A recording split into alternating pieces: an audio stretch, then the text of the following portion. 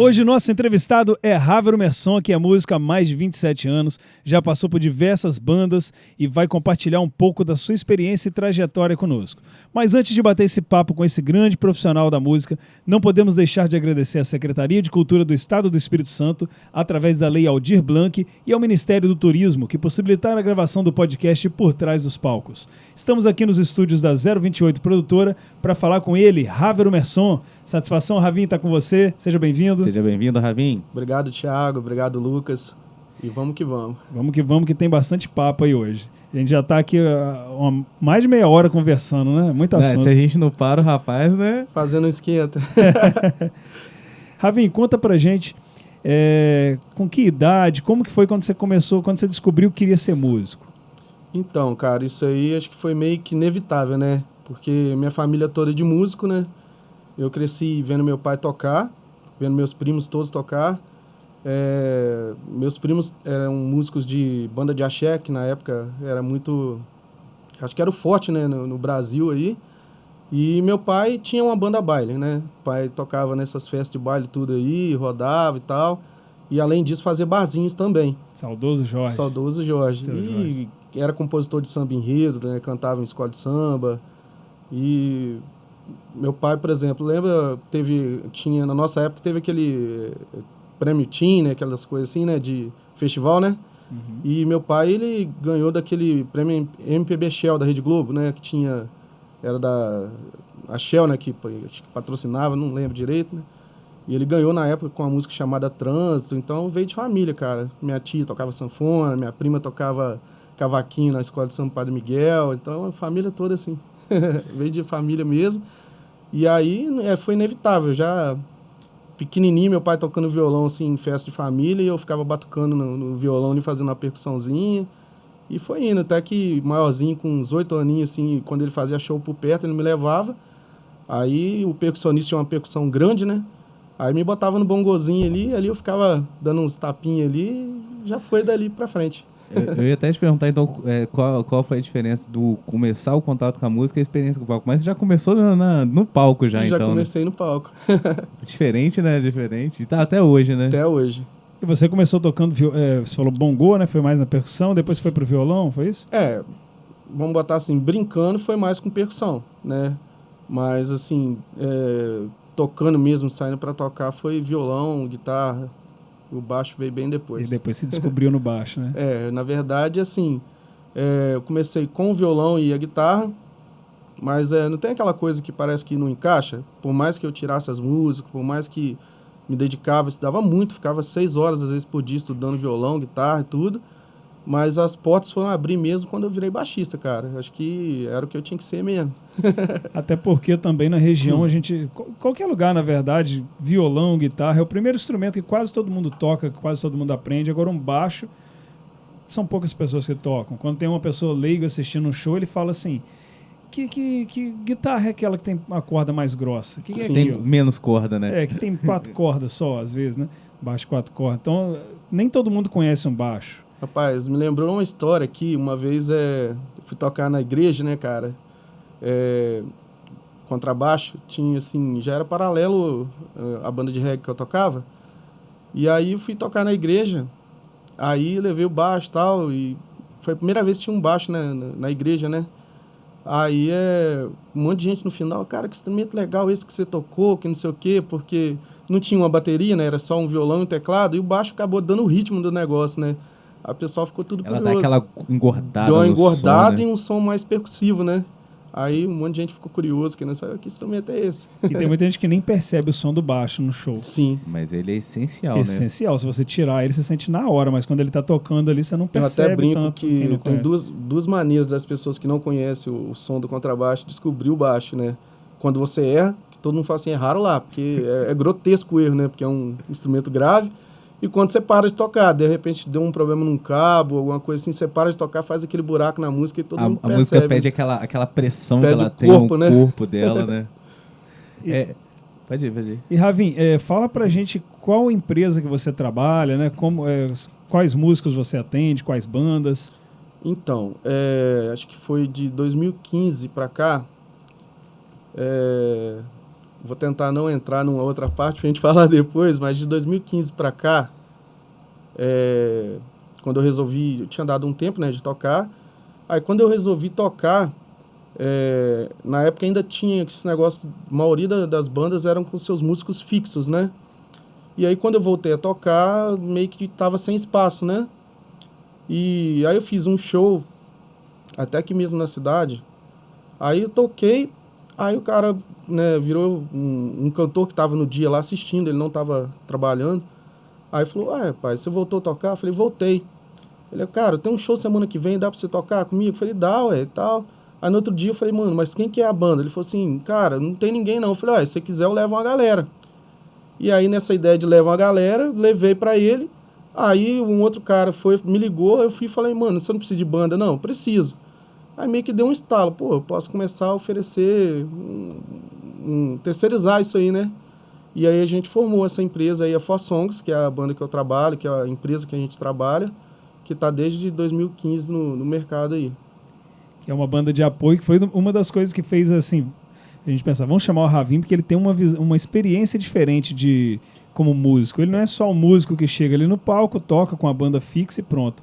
Ele carrega uma galera com ele, que fornece serviço para outros artistas. Uma hora é um artista, outra hora é outro artista, mas ele tem a banda... Diferentes estilos, né? Sim, diferentes estilos. Uma banda de apoio. E, na verdade, com o passar do tempo, eu sempre acabei tendo um pouquinho de visão de empreendedor no negócio, né? E eu acabei oferecendo outros tipos de serviço, né? Que hoje, por exemplo, vários cantores, quando ligam para mim ou entram em contato de outra forma, eu sempre tento oferecer, além da banda, tem os parceiros que eles não são fixos da empresa, mas que eu acabo terceirizando também, que são técnicos de som, road, pessoa que mexe com fogos indoor. Então, assim, até dançarinos, né? A gente oferece balé também para alguns artistas também. Então, acaba sendo um pacote meio que completo de outras áreas também, né? Sem contar a direção musical que você faz também. E tem a direção musical também. Uma empresa bem completa. Você contrata e o vocalista ele contrata e esquece do resto. É só. Quando eu vi o Ravim tocar uma das primeiras vezes com a Quatro Som, For Songs? For Songs. Eu acho engraçado que ele tem um microfonezinho dele pra ficar orientando. Tá tocando a música, ele vai falando no microfone, o pessoal concorda, olha pra ele assim, mas só as bandas ouvem, né? Você faz esse controle da sua equipe também na hora, durante o show. Então, eu faço a direção musical, né? Inclusive o que o Thiago faz em algumas coisas dele, deixa gravado por ele cantar. Eu faço algumas também, né? Que deixa gravado, mas a maioria eu faço ao vivo. Isso inclui, cara, é engraçado que isso inclui até a hora de presença de palco, né? Por exemplo, faz de conta, tem uma música tal que tem um solo de guitarra que é bem conhecido do público, né? Tipo, Sweet Child O' Mine, Guns N' Roses, né? Tem uma versão que a gente toca que a gente mistura Eva, né? Pequena Eva com a música do Seu Lado. E a passagem de uma para outra é justamente esse solo do Guns N' Roses, né? Então, essa hora eu sempre falo com o Bruno, nosso guitarrista, olha, cola lá no cantor. Então, tipo assim, já combino com o cara da luz para deixar o foco só nos dois, né? E aí o Bruno bota a guitarra nas costas ali e faz o solo. Então, tem hora que é o sanfoneiro, fala, olha, vai lá, faz o solo lá na frente. Às vezes é aquele clássico, né? Tipo um Boate Azul. Eu falo, pô, vai lá pra frente e tal. Tem hora que a gente tem músicas que tem coreografia, então a gente cola lá na frente também com o cantor e faz junto. Então a gente combina tudo isso ali. Então, em vez de eu estar falando com o cantor, olha, lembra de agradecer o contratante e tal, se for lugar aberto, né, show de prefeitura, tem um cantor que às vezes esquece, qual é o nome do prefeito e tal. Então, tudo isso ali eu estou falando, o nome do contratante, agradecer uma polícia militar, o cara do som e outras coisas mais. Às vezes até a questão de sentir como está o público, né?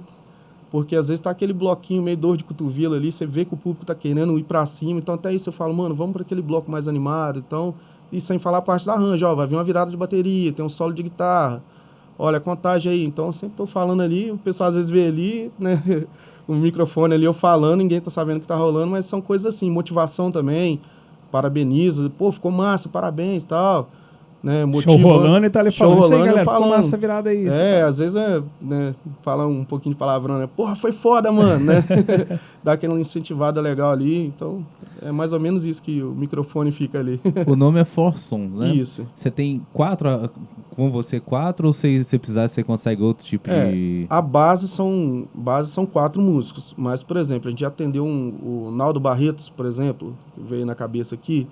Esse cantor, ele é lá de Barretos, ele era locutor principal lá de Barretos, e aí ele resolveu lançar o Boteco da Arena como cantor, né? Ele tem uma voz grave e tal, e aí ele rodou o Brasil inteiro fazendo o Boteco da Arena, né? E quando ele veio fazer a turnê dele do Espírito Santo aqui, pra te falar a verdade, não sei qual foi a ponte que ele chegou até a gente, né? Mas aí a gente foi atender ele na região de Vitória, ali de Santa Teresa também, enfim.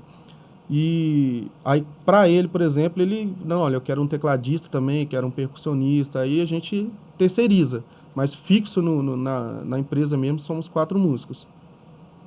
E se precisar, por exemplo, de um quebra-galho, assim, eu não vou falar que o baixo não é importante, porque o baixo, pra mim, eu acho que é um dos instrumentos mais importantes. Sim. Mas se precisar de um guitarrista, não tem outro guitarrista, mas tem um baixista. Você faz a função da guitarra, você toca os outros instrumentos. Sim. Quais instrumentos você toca também pra fazer esse apoio? Olha, com autonomia para estar fazendo no show ao vivo ali, é só o violão, a guitarra e o contrabaixo.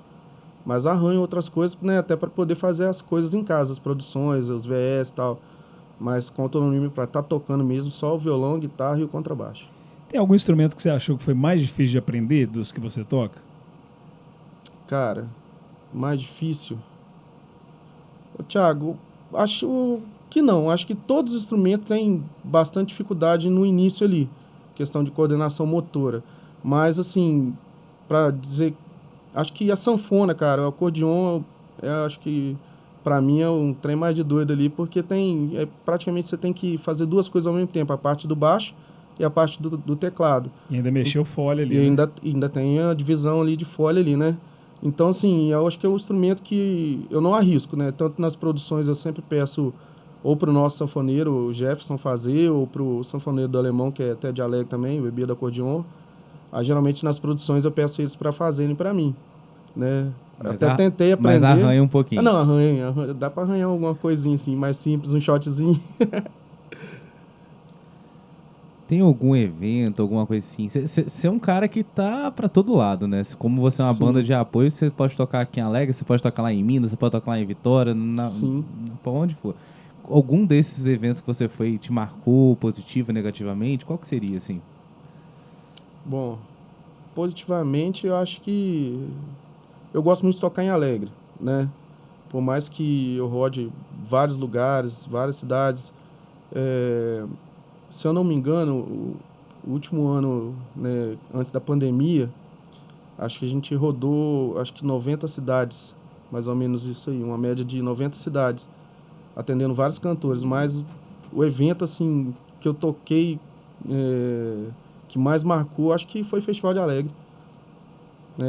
Já toquei em eventos também de grande porte, assim, mas... Festival de Alegre é o evento, né? É o evento, ainda mais dentro de casa, né, mano? Eu curto muito quando eu toco e vejo as pessoas da minha cidade ali, que ainda mais quando vem na frente do palco, tipo, pô, o cara tá ali, sabe? Então eu acho que eu curto muito isso, essa vibe de ver quem eu conheço no show, né?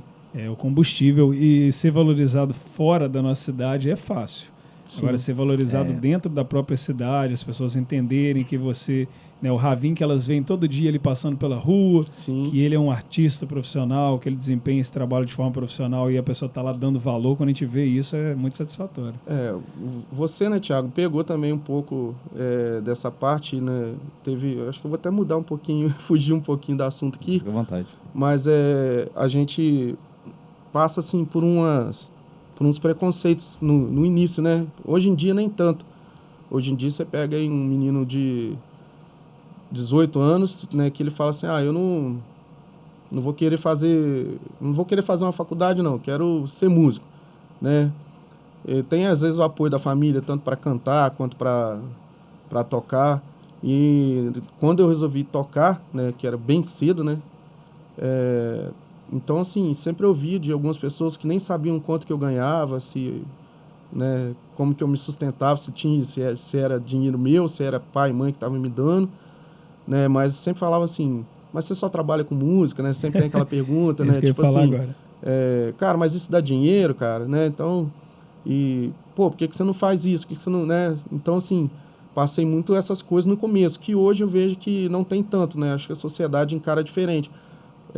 Hoje, pelo menos, assim, o que eu vejo é que não só as pessoas olham, né, cara, não só, tipo assim, legal, é um músico da nossa cidade que tá se destacando aí, que tem tocado, que tá em todo lugar, mas, assim, admiram a sua profissão e te respeitam, né, pelo que você faz, do mesmo jeito que olham para um contador, que olham para um professor, enfim, né, então acho que é uma mudança cultural muito grande que rolou aí, né. E você, principalmente por ter agregado tanto valor ao seu trabalho, de trabalhar como diretor musical, como produtor, também produz os Uhum. VS e fecha show. Eu acho que tudo isso gerou um leque para as pessoas olharem para você de forma diferenciada. Você é um músico, assim, na região que, para mim, é um dos mais completos com relação a Obrigado. isso, de tanto musicalmente falando. Até agradeço aqui, porque minhas primeiras músicas que eu toquei foi com você me ensinando. Foi Então verdade. você foi meu professor No para eu ter violão. aprendido no violão. E então assim, e você não ficou limitado ao instrumento. Uhum. Você abriu, expandiu o horizonte. Sempre que a gente troca ideia, você sempre está com visão. Já chegou aqui dando as visões Sim. para a gente também, né? Sempre no futuro, sempre um passo à frente dos músicos de forma geral que só pensa ali no instrumento em si, na música em si. Na Um verdade, diferencial. eu tento, acho que é esse espírito de empreendedor mesmo, mano. Porque geralmente eu vou tocar num lugar, coisa que às vezes eu vejo que os outros músicos não fazem. É fazer questão de conhecer o contratante, sabe? Às vezes fica por conta só do cantor ali, né? Aí o cantor conheceu ali, fez, né, conheceu, sei lá, o secretário de cultura ou o dono daquela casa de show, enfim, né? E se limita ali. Eu não, eu faço questão de conhecer, pô, né? Se não me apresentarem, eu chego e me apresento, sabe? Faço amizade, porque dali vira ponte, cara. Então, por exemplo, às vezes eu tô conversando com um cara lá, fiz uma amizade, não sei o quê, e numa dessa aí eu posso estar tanto vendendo outros artistas, né? Por exemplo, poxa, eu queria fazer um evento que tava pensando na banda de reggae, por exemplo. Pô, conheço o Thiago, um amigo meu, tem uma banda lá, Aldeia e tal. Então, nisso, cara, nos últimos anos, nos últimos, talvez 5 anos pra cá, eu vendi muito show, cara, independente de eu estar tocando ou não. Consegui vender outros artistas, tanto para prefeituras quanto para casa de show. Alguns que eu fui para trabalhar também, e outros que eu só vendi. Simplesmente acabei virando quase que um empresário sem estar sendo um, né? Porque Então, muito músico hoje, ele vai pela paixão da música, né? Você, além da paixão, você conseguiu enxergar um negócio nisso, né? O financeiro disso, né? Porque, por cara, exemplo, produtor de evento, o decoração, técnico de som, eles levam isso como negócio. sim, Mas os músicos não, levam como amor alguns. sim. E Muitos você... tocam até por bebida, né? Por Sim, Então, qualquer sim. coisa. eu tento dar esse conselho, né, para uma galera aí. Tem um rapaz, assim, até que já participou aqui do podcast, que é o Eric. Eric, isso, o Eric. O Eric foi, assim, foi um aluno de contrabaixo meu, e é um cara que eu tenho muito orgulho, porque eu até chamo ele de caçula. Esses dias ele foi num show nosso lá na Hora da Serra, aí ele tocou umas músicas no meu baixo lá, eu filmei e tal. Aí ele foi fez um videozinho meu, postou, né? Eu até botei lá, te amo, caçula, né? Porque assim, ele é um cara que eu tenho muito orgulho, porque quando eu lembro que várias perguntas ele me fazia, sabe? Geralmente adolescente com muita dúvida, né? Então ele perguntava, pô, isso dá certo, isso é assim, e eu sempre falava, mano, primeira coisa que você tem que fazer é encarar isso como trabalho. Então você pode ver que pela idade dele, né, ele é um cara que encara a coisa como trabalho. É um cara que está buscando estudar, ele estuda, né, como vocês já ouviram ele falando em parte de produção. Então, assim, sempre encarou, ele sempre me pergunta sobre cachê, né? Quando ele vai fechar as coisas, ele fala, mano, eu tô fechando nesse valor aqui, o que você acha? Tá legal, tá abaixo, tá não sei o quê, tá dentro do que a galera tá pedindo. Então, tá encarando a coisa como trabalho.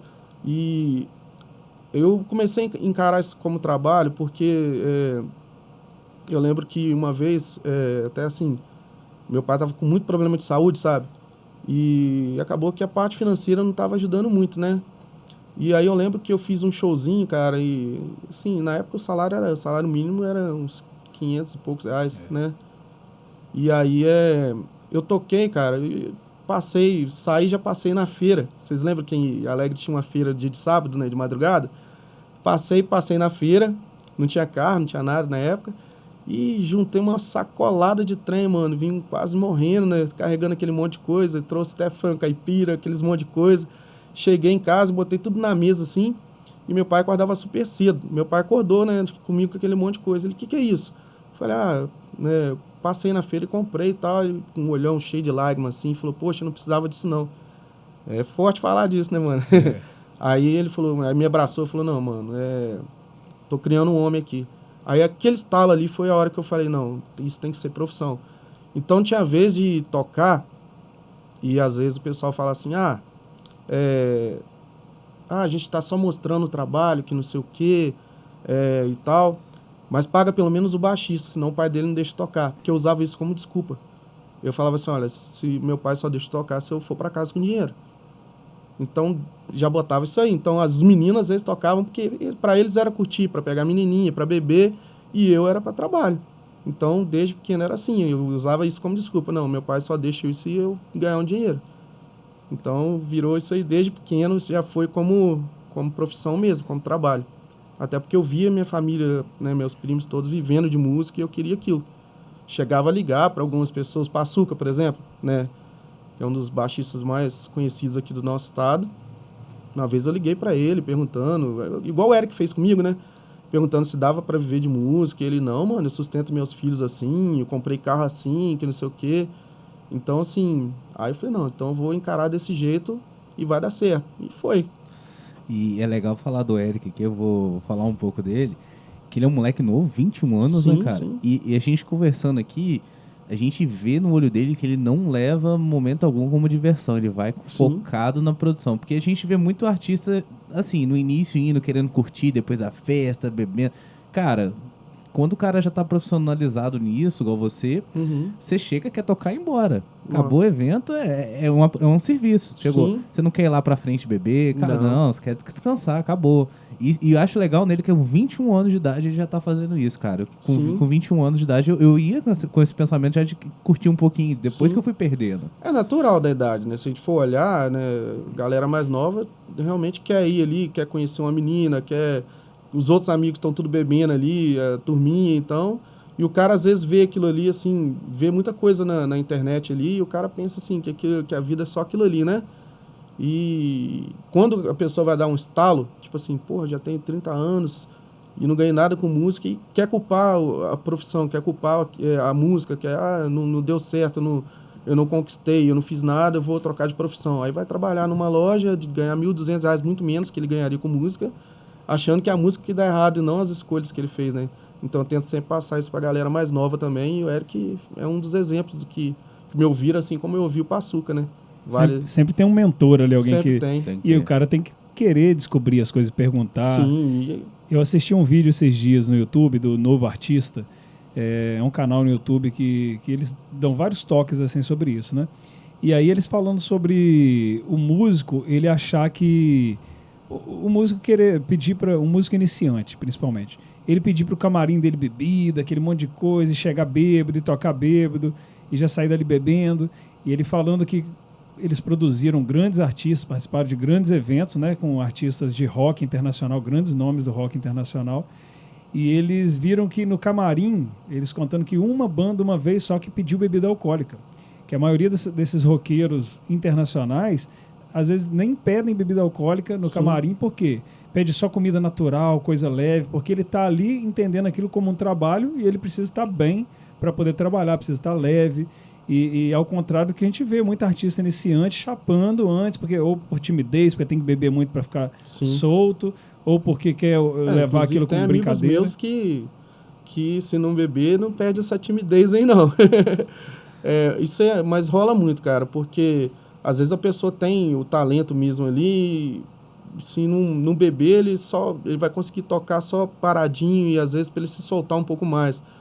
Só que eu não sou contra, entendeu? Já bebi também para tocar, mas eu acho que isso não pode ser uma coisa que pode te controlar. Por exemplo, a gente tocou nesse final de semana com 2 artistas, né? Acho que um de Vitória, Marlon Franco, e uma dupla que eu não sei de qual estado é, que eles estavam fazendo uma turnê aqui no Espírito Santo, aí o cara aproveitou que eles estavam aqui e contratou, né? Aí a gente foi atender eles lá, e no nosso camarim tinha 2 combos, né? Como eram 2 artistas, né? Tinha 2 combos lá de bebidas, né? E o cara falou, olha, se precisar de mais alguma coisa, vocês pegam e tal. E todo mundo bebendo e eu tomando água, né?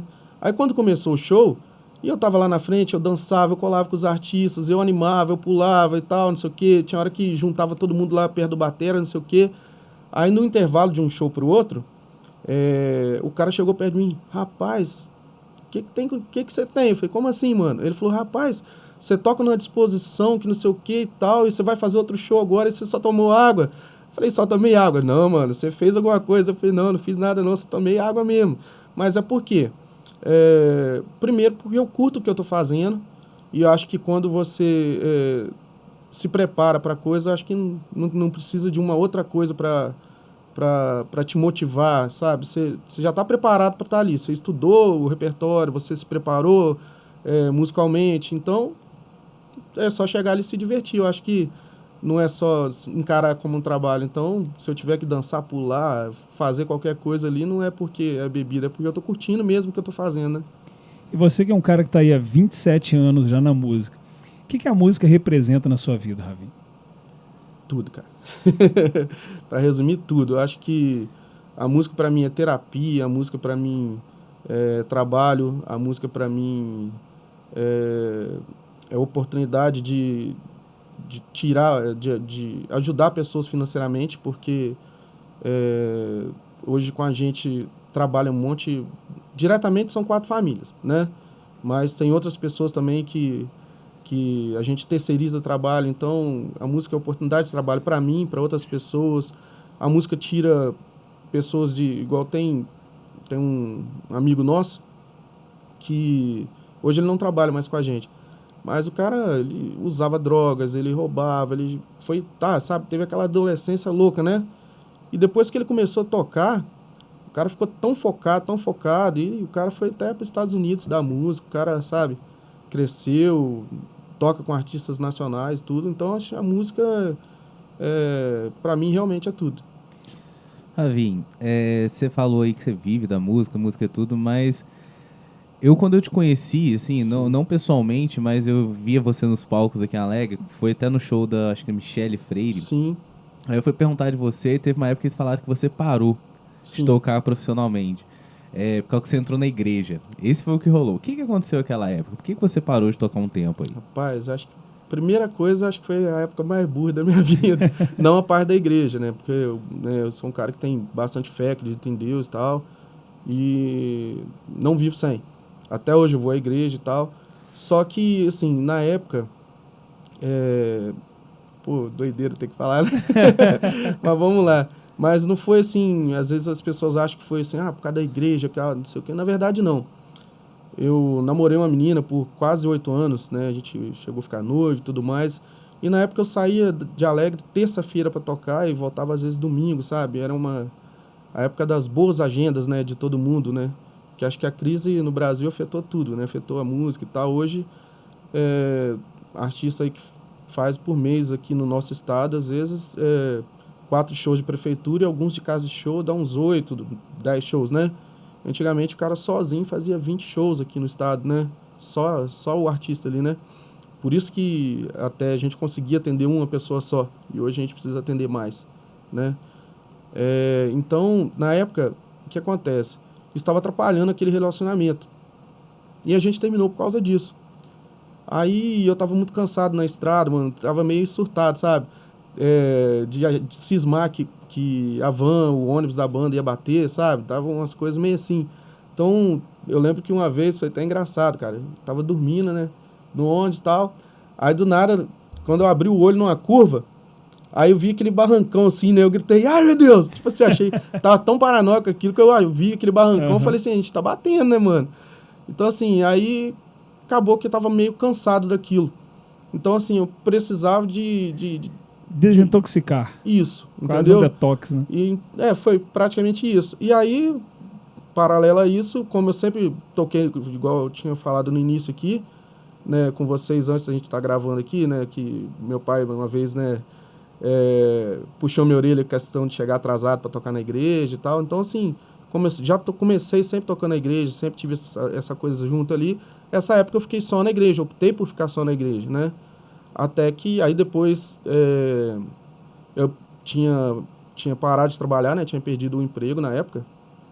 E aí pintou uma oportunidade de fazer um casamento. Aí eu fiz esse casamento, depois aquele show que eu falei que eu fiz em Alegre, que o cantor me viu, e aí voltei. Não foi por causa de questão religiosa, não, foi mais por isso mesmo. Tava, acho que meio... esse lance de ter terminado com a menina, um namoro de 8 anos e tal, um noivado ali, porque eu não tinha tempo para ela. E a gente, sim, não terminou porque tinha problemas, não, porque eu não tinha tempo para ela.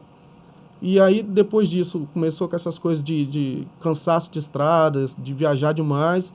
E eu quis dar um tempo. Acho que todo mundo que eu conheço, assim, que eu já conversei, que pegou uma agenda muito grande durante muito tempo, eu comecei muito novo, né? Com 13 anos já tocava em trio elétrico. Então, assim,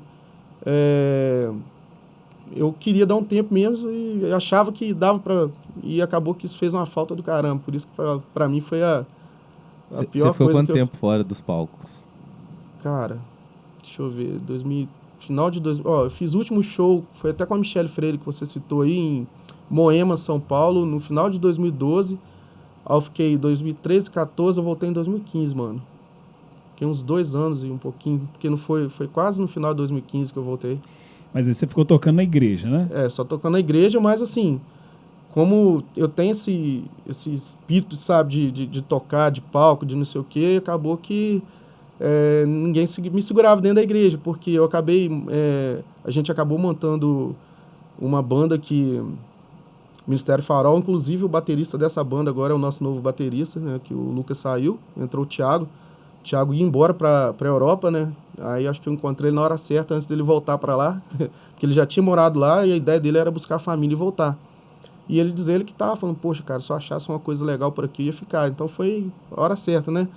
Mas aí a gente tocou, a gente chegou a gravar um CD que eu produzi os arranjos, tem composição minha também nesse CD, e a banda tava, né, crescendo nessa parte gospel, né?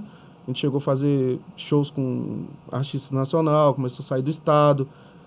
Quando eu saí, os meninos chegaram a fazer turnê fora do Brasil, coisa que eu ainda não fiz, né? Uhum. Mas aí acabou que não ficou só naquela parte de só tocar na igreja. A gente pegava palco, pegava outras igrejas, rodava. A agenda era grande também, do mesmo jeito. Ficar parado assim também não dá, não. Pra quem acostuma e faz isso desde cedo, é quase impossível, né? Uhum.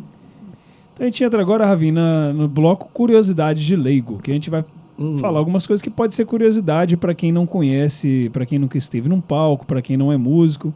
E aí a gente falando sobre isso, me veio à mente aí, você falou sobre namorada, né, relacionamento. O músico, ele consegue namorar e ser músico? Cara, com maturidade consegue sim, porque, pra te falar a verdade, é aquele negócio, né, cara? É um prato cheio para quem quer fazer errado, porque, querendo ou não, você tá ali, você é um destaque, né? Então tem olhares, tem mulher que quer esperar o show acabar para te conhecer, tem mulher que quer mexer com você durante o palco, tem, né? Só que tudo isso é foco, do mesmo jeito que você tem que ter um foco no seu objetivo de trabalho, você precisa também ter um foco no seu relacionamento. Então, eu dou como um grande exemplo, por exemplo, o Jefinho, nosso sanfoneiro, que é casado, acho que tem uns 5, 6 anos, né? E eu nunca vi o Jefinho, em momento nenhum, nem tirar, tipo assim, uma foto sozinha, que eu acho que é uma coisa normal. Eu tiraria, né? Eu acho isso super normal, você atender um fã. Mas o Jefinho, se for com a banda toda, ele vai. Ele sozinho, ele não tira para evitar ter problemas. Não que a mulher dele vai ser isso, que ela super apoia o trabalho dele. Mas ele evita até esse tipo de situação, né? Eu nunca vi ele virar e tecer algum tipo de comentário, nossa, aquela mulher ali é isso. Então, assim, o foco dele ali é trabalho. Então, quando o cara tem aquele foco ali como trabalho, não atrapalha o relacionamento. Mas também depende muito de você estar com a pessoa certa, aquela pessoa que vai apoiar, que vai incentivar, que vai ver que você está ali como trabalho, né? Entendi. E outra curiosidade que o pessoal pergunta muito. Você acha que o músico, para ser músico, ele precisa saber ler, escrever partitura? Então, Inicialmente não, Thiago. Inicialmente não. Mas eu acho que precisa sim, por várias situações. Porque pode acontecer de você pegar um trampo com alguém e o cara te mandar, o produtor ali te mandar escrito o que ele quer que você faça. E aí, se você for só o cara de ouvidão, você vai ficar dentro d'água, né? Que é uma coisa que a gente fala muito, né? Então, assim, precisa sim. Igual, por exemplo, o Thiago, esse cara que tá tocando bateria com a gente agora. Não deu tempo dele pegar as coisas com antecedência, porque o Lucas estava esperando o ex-baterista estava esperando uma oportunidade de uma franquia, né? Tava um tempão já tentando, diz ele que tava uns 6 anos já tentando essa oportunidade e ele conseguiu. E aí, então, rapidamente ele teve que sair. Então foi tempo do Thiago, uns 4 dias, se preparar. E o Thiago tava tocando só gospel, né? Então foi uma mudança radical. E eu até costumo falar, pro Thiago é novo tanto tocar Boate Azul quanto tocar uma música que acabou de ser lançada agora, uma modinhazinha aí, igual. Vou me zoar aqui, o Cabeça Branca, né? Então, assim, tudo para ele é novidade, né? Então, o que ele fez? O Thiago, nos 3 últimos shows os 3 primeiros shows dele, que são os últimos que a gente fez, foi todo ele escreveu todinho, botou lá a partitura dele lá e tocou bateria todinho com partitura. Tem um baterista que atende a Michelle, acho que ele, não sei se ele é de Guarapari, de Vitória, que ele toca com ela também, ele escreve tudo, porque ele não faz direto. Então, quando ele vai fazer, para evitar qualquer coisa, ele deixa escrito. Então, é bom, sim. Eu acho necessário, na verdade, depois de um certo tempo, o cara saber ler, né, fluentemente. Não só, tipo assim, às vezes o cara sabe, né? Mas, tipo assim, em casa ali, com paciência e tal. E até porque determinados estudos mais na frente também, se você não lê partitura, também agarra, né?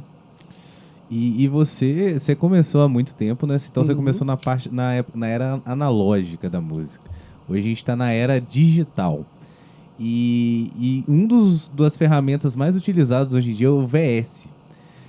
Você trabalha com VS, você produz VS. O que é o VS para a pessoa que está ouvindo poder entender um pouco? Então, antes eu vou voltar na parte do analógico aí. Cara, quando a gente começou a tocar, até pegando um ganchinho também do que o Thiago acabou de falar ali. A gente não tinha esse negócio de cifra clube que tem hoje, não tinha... Por exemplo, hoje você for no YouTube e bota lá como tocar a sua maneira do capital inicial, no contrabaixo ou na guitarra. O cara te ensina as frasezinhas, te ensina a levada, te ensina tudo ali. E aí você consegue, né, desembolar, né? Aí o que acontece? Na minha época lá, a gente tinha que... Você chegou a pegar, Lucas, aquelas fitas?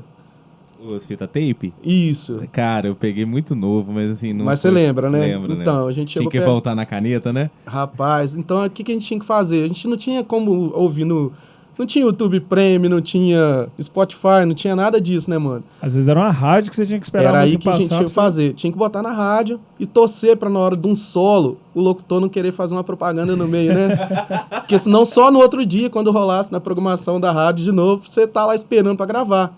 Pra você aprender as músicas, né? Que eram Cara, lançamentos, verdade, né? que missão. E era uma missão, né? Então a gente passou muito por isso. Então eu até fico brincando com a galera aí que hoje em dia a gente vai tocar, que às vezes molecada mais nova tem um pouco de dificuldade para coisas de ouvido, né? Tipo assim, você manda um repertório, pode ser cabuloso pro cara, né? Com tudo lá e o cara vai tirar, porque ele tem ali todo apetrecho que ele precisa. Tanto a informação da internet, mais o áudio, mais tudo.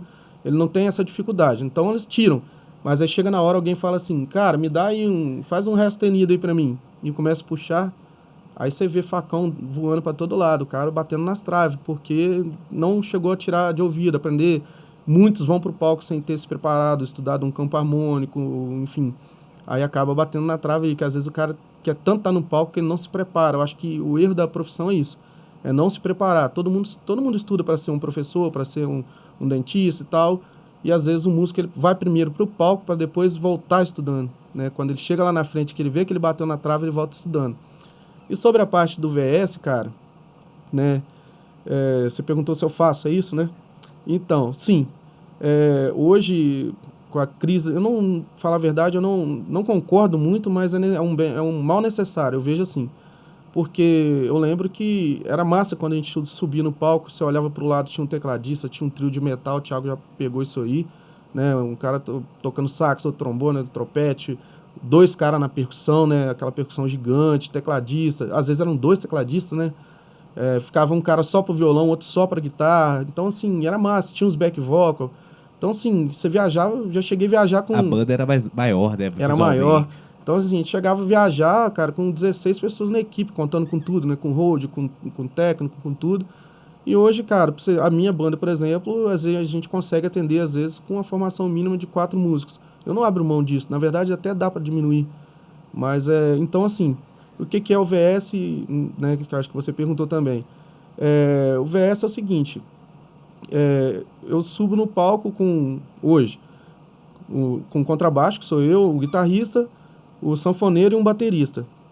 E aí, se for tocar só nós 4, por exemplo, e uma outra banda for um show nacional, por exemplo, e o cara tá ali com tudo no palco, né?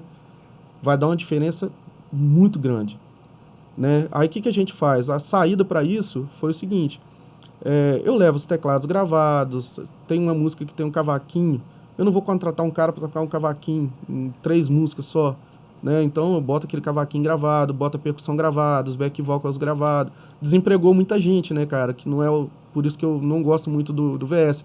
Hoje você vai ver tecladista, cara, se você precisar de um para tocar no show, você tá lascado, quase não tem, né? A não ser que você convença a tirar, porque eu acho que só sobrou nas igrejas, mano.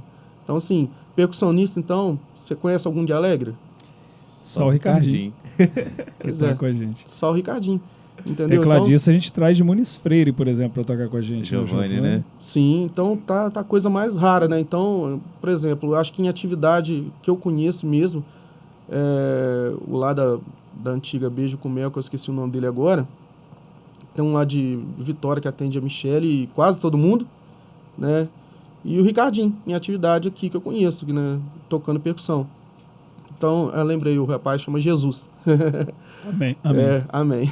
Só ele, então, quer dizer, então o VS hoje a gente produz para justamente isso. Os cachês não são como antigamente, né? Então o valor está mais baixo.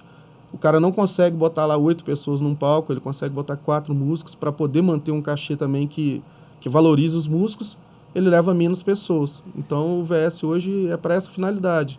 O VS também traz aquela dificuldade de não poder fazer aquele improviso do palco, né? Porque está tudo do metrônomo ali. Exato, se perdeu... engessa. Aí que vem a criatividade do produtor. Hoje tem uma galera aí que vende pastas de VS na internet. Quando o cara compra essas pastas prontas, ele fica mais engessado ainda. Agora, quando vem, por exemplo, quando eu produzo, eu já tento ali produzir a parte que vai jogar para o público cantar, a parte que vai ficar engessado, vai ficar programado. Mas é como se você ensaiasse na sua casa. Olha, chegar em determinado refrão ali, eu vou parar para o público cantar. Então eu quero que a banda diminua. Então o que eu vou no VS? Dou aquela limpadinha, deixo uma camazinha de pad ou de piano, né? E a banda já sabe, eu já falo na direção musical que vai parar ali e tal. Eu tento não engessar o show dessa forma, mas sim, engessa o show. E para quem não sabe, o VS ele fica ali no ouvido do músico, é um computador que vai estar controlando, jogando para uma placa de áudio.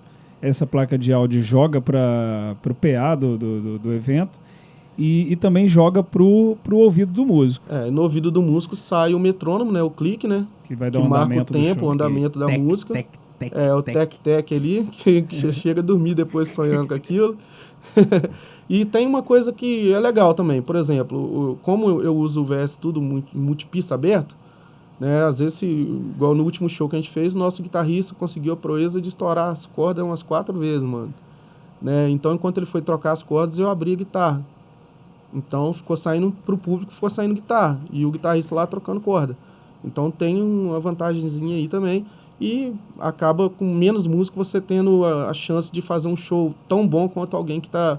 Um show nacional que tá levando, de repente, uma banda completa. Apesar de que até nas bandas nacionais hoje tem VS. O cara leva uma porrada de gente, mesmo assim tem muita coisa gravada. Tem sampler, tem loop, né? E tem a desvantagem do VS poder travar, alguma coisa assim? Já aconteceu com você? Vazar esse clique, alguma coisa assim? Cara, no início sim.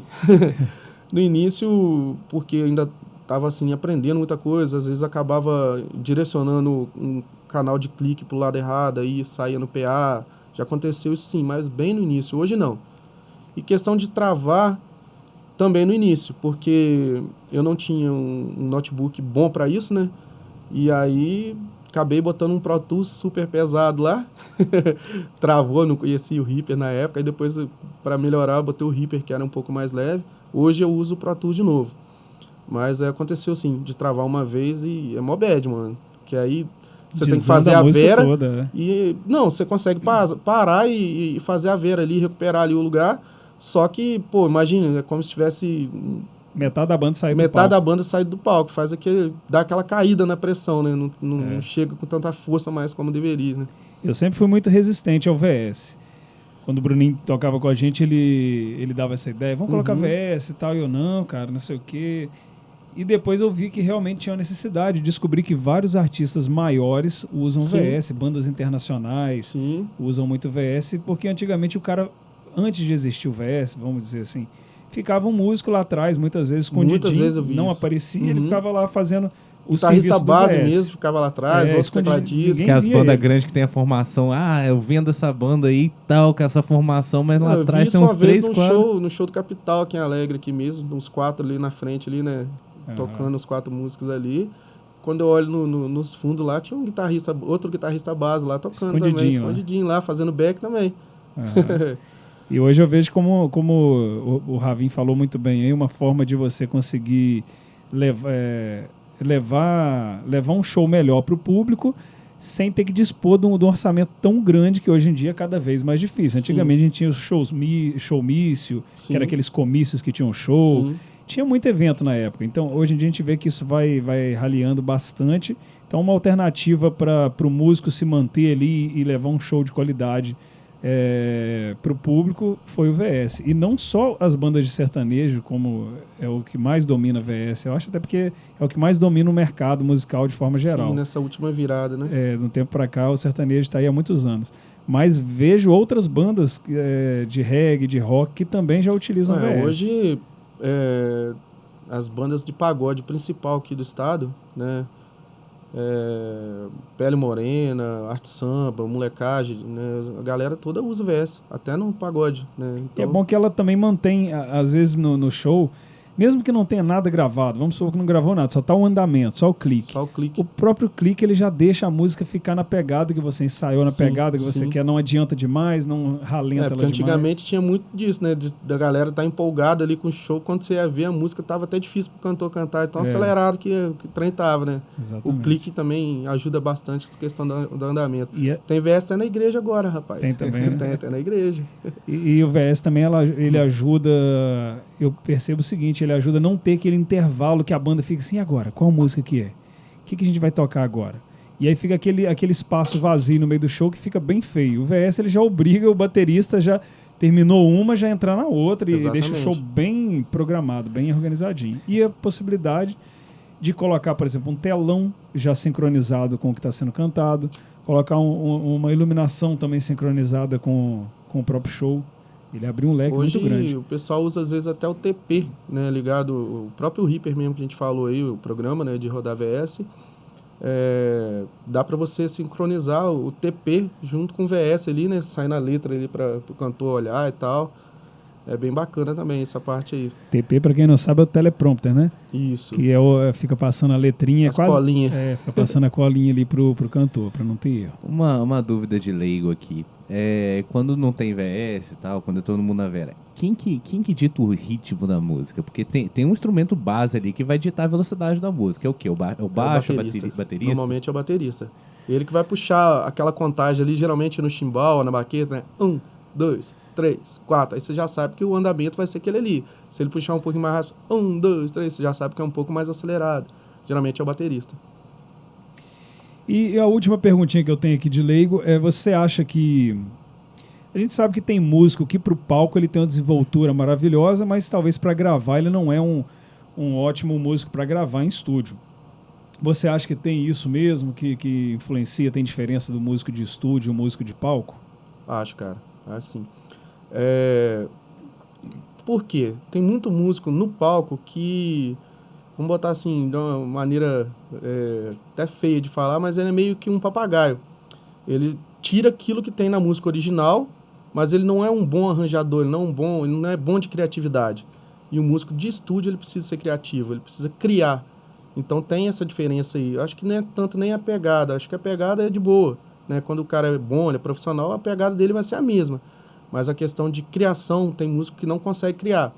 Eu já cheguei a tocar com um músico, uma vez, a cantora inventou lá de puxar uma música, né? E tinha um solo, né, para fazer. E na época eu tava com uma pedaleira, você lembra que eu tinha uma pedaleira, uma GT10 lá? E o meu baixo era de 6 cordas, mano. Eu taquei uma distorçãozinha ali, eu fiz o solo no baixo que o guitarrista não fez, mano, né? Porque ele não se jogasse para improvisar, não saía. Ele só fazia aquilo que realmente tinha que fazer. Então tem gente que realmente não consegue ser criativo, né? Entendi. Então agora a gente vai pro bloco colegas de profissão. Então agora é a hora de descascar ou elogiar também, né? Então a gente vai falar aqui, Ravin, sobre alguns colegas de profissão e queria saber sua relação com eles, como que você como músico lida com esses profissionais no palco, no evento. Então o primeiro que a gente quer saber a sua relação é o produtor do evento, o cara que vai lá e organiza toda a estrutura do evento, que cria o evento, né, em si. Como que é a sua relação com ele? Você tem ligação, fala com ele? Sim, cara, eu procuro falar o tempo todo, antes, durante e depois do evento também. Na verdade, eu meio que carrego água na peneira pro produtor, tento ter um bom relacionamento com ele, porque se bagunçou com o produtor, o trem já não vai dar bom, né? Então, assim, tanto antes, tento ter um relacionamento bom, durante ele também, na chegada, eu falo, ó, tô aqui para ajudar no que precisar e tal. E depois também, ligo para saber como foi, né, e tal, né, enfim.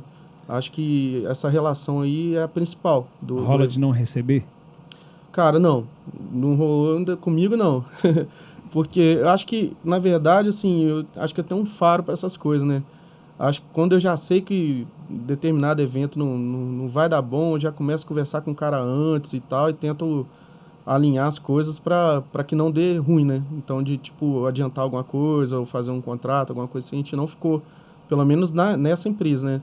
Lá atrás, quando a gente era menino, assim, já rolou aquele negócio de tocar portaria, né? E a gente aprendeu. Hoje, cara, quando alguém me liga e fala assim, olha, eu tenho uma casa de show aqui e tal, e eu queria fazer um evento com vocês, só que aqui eu trabalho com portaria. Eu falo, mano, mas a gente não trabalha com portaria, não. Porque eu aprendi o seguinte, cara, se você tem uma casa de show e ela bomba, né? Pra que você vai pagar? Não é melhor você pagar o cachê do cara? Verdade. Porque você vai ganhar muito mais na portaria, mano, né? Então, se o cara tá te dando a portaria, porque ele sabe que tem possibilidade de não dar gente, mano. Já é duvidoso. Já é duvidoso. Então, ele vai te dar a portaria porque ele sabe que se der, vai dar o seu cachê. E a probabilidade de não dar, por exemplo, faz de conta que você fechou ali por 10 mil, né?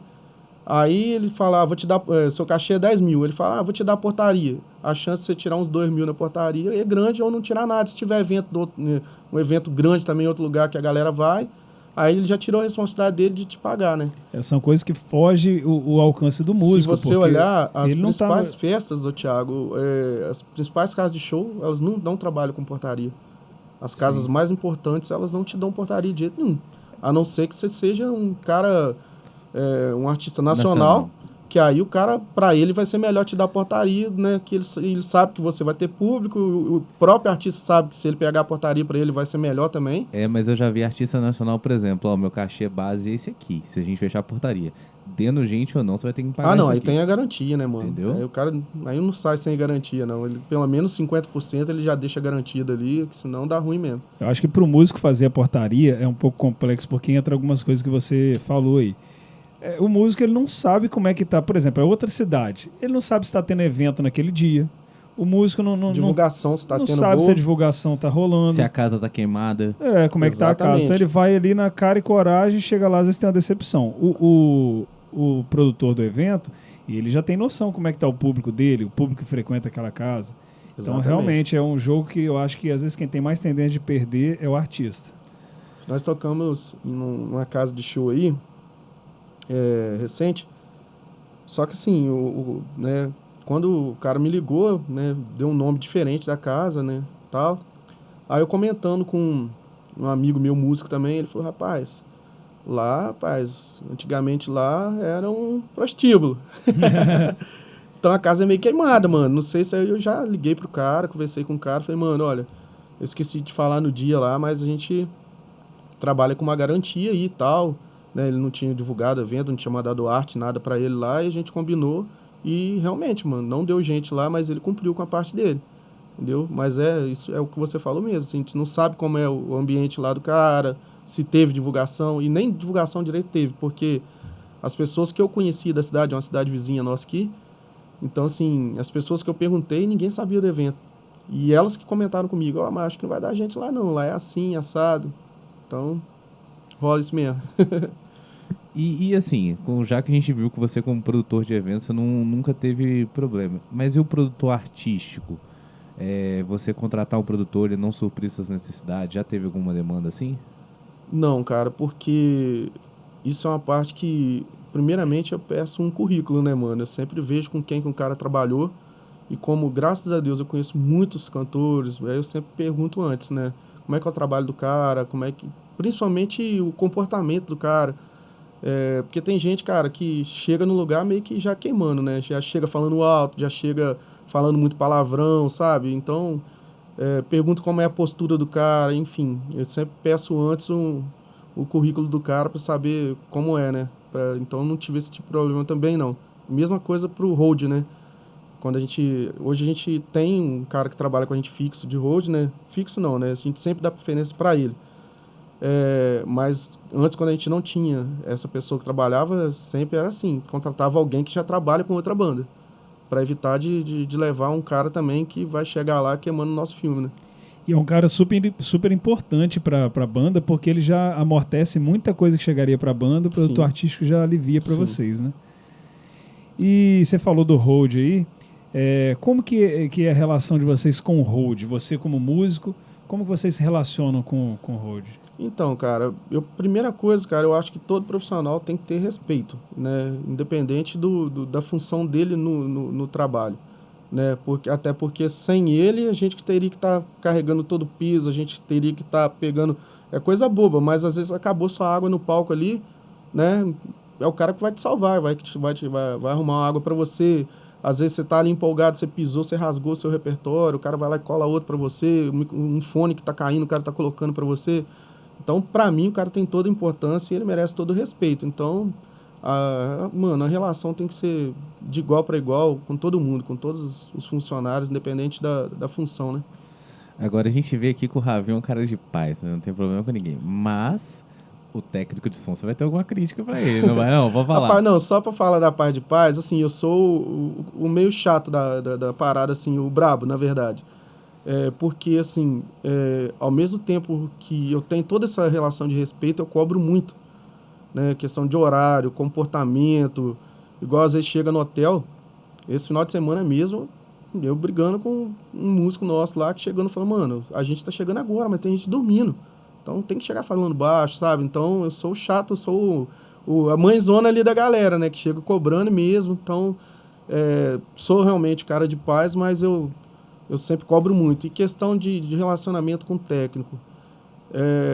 Antigamente não foi tão bom, não. Antigamente, sim, porque assim, eu tratava do jeito que eu era tratado, né? E hoje eu aprendi a contornar a situação. Porque técnico de som, cara, muitas vezes, eu acho que seria até bom que bastante técnico ouvisse isso.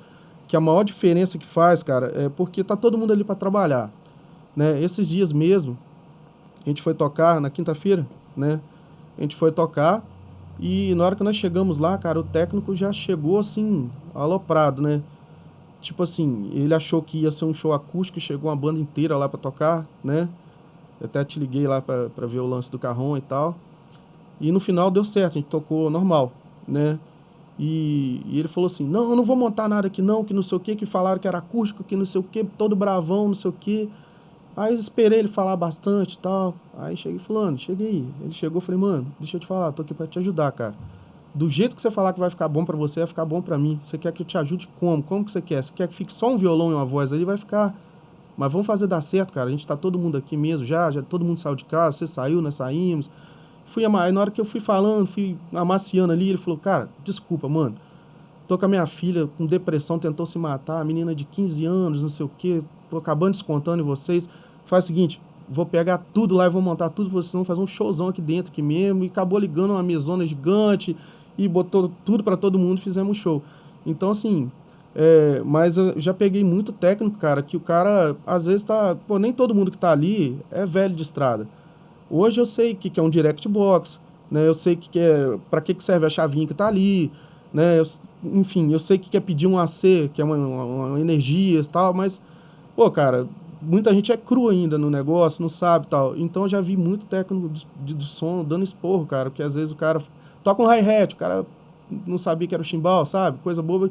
E o cara, pô, você é baterista, não? Né? Então, assim, já vi muitos caras sendo ignorante e tal, e aquilo ali gerando um clima, né, de ponto de músico virar e falar, se esse cara falar mais uma merda comigo aqui, né, eu vou sair na porrada com ele.